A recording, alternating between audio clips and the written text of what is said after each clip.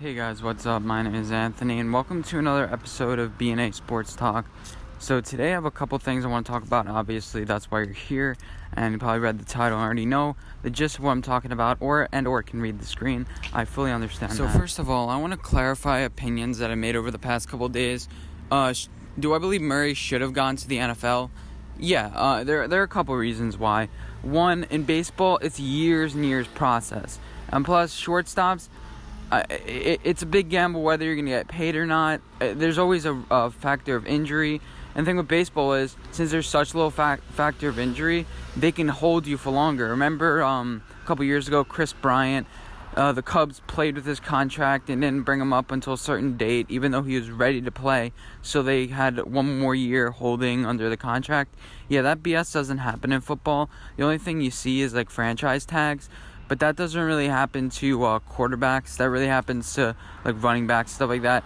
Kyler Murray, 10 years ago, wouldn't have been a top 500 pick. You know, he would have been late 6th round, even though that would have been like 180th. But that doesn't really matter. This is the time for him to declare. He grew up in the right time, especially at the Baker Mayfields and the Russell Wilsons of the world have shown that they could be successful in the NFL.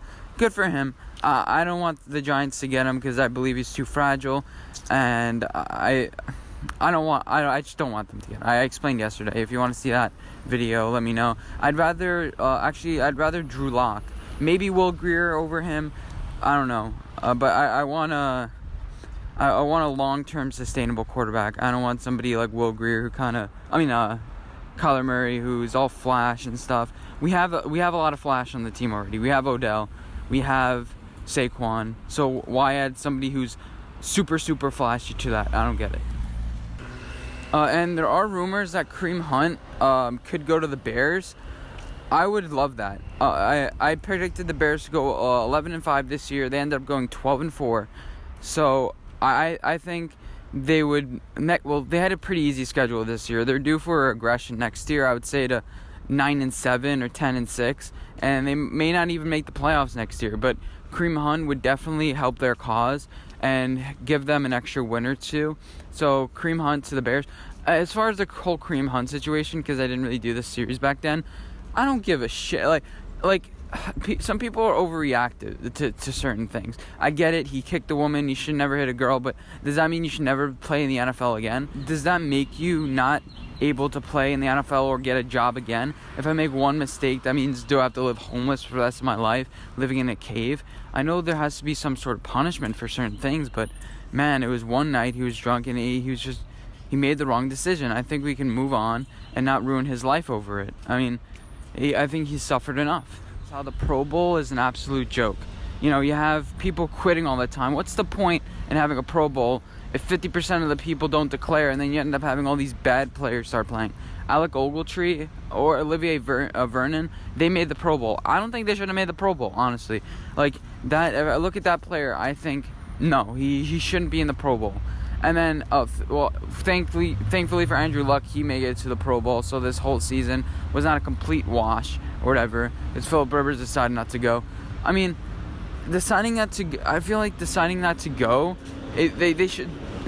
It shouldn't be like, oh, they decided not to go. Now we're gonna appoint this person to the Pro Bowl and name them as a Pro Bowl starter, and you'll see that on their stat line in the future. It's like really they didn't really make the Pro Bowl. It's just that somebody decided not to play, and I don't like that. I think it should be you made the Pro Bowl or not, and if you made the reserves, you made the reserves, and it shouldn't show up on your profile. You made the Pro Bowl, and what I've realized is in the end, people look at your stat lines. They don't remember. They remember those one or two plays, and then they look at your stat line. They don't. People, when looking back at your career, they don't look at the whole. How clutch is he? The eye test. Some people, they just look at the stat line and be like, oh yeah, he was pretty good. If you look at the numbers. So somebody's season, if you look at it, it's like, oh yeah, but this person did better than this person. No, but if you watch the games, like you would realize. And I feel like that's the next topic I want to talk about. Carson Wentz versus Nick Foles. Nick Foles has something special that you can't put on paper.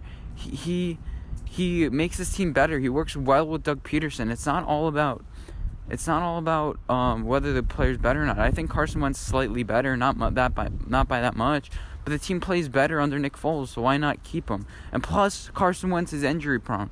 He hasn't played a full season without an injury. He just doesn't gel well with Doug Peterson. I say get rid of him and get like 1 or 2 first-round draft picks, and then fix your aging defensive line. But they're not going to do that because they're financially stuck with Carson Wentz. Imagine, well, Fletcher Cox is getting old. I forgot the guy's name. It starts with a J. Something. He's getting old too. The whole defensive front, they have one of the best ones. But if you can get an Ed Oliver, imagine you can get a Rashawn Gary in the draft and trade up. Because a team like the Jaguars, they would love Carson Wentz. You know, you give them a 7th overall pick. By the 7th overall pick, they're still going to be A+, whatever players. So I think the Eagles should stick with Nick Foles, but they're sticking with Carson Wentz instead. So they're probably going to shop Nick Foles because they can't pay him $20 million, or else they would have to franchise tag him and do that BS. But I don't think they're going to do that because Nick Foles says he wants to be a starter. As far as Fitz, remember before he came to the Eagles for the second time, everyone thought he was a bust. Everyone's like, oh, you know, he was like Sam Bradford basically. So you need him on a team that's looking for a bridge quarterback. So I would say, if I was the Denver Broncos, if I'm not looking at Dwayne Haskins, if I'm not looking at any quarterback, or you think they're all gonna be off the board because they're the 10th pick, you pick Nick Foles. He proves he can do it up north. With a good defense and pieces surrounding him, maybe get him an offensive lineman or two. He's pretty good with not a lot of weapons because the Eagles didn't really have a lot of weapons. They had Alshon Jeffrey, but then you really had a running game. He was basically the one-man offense there.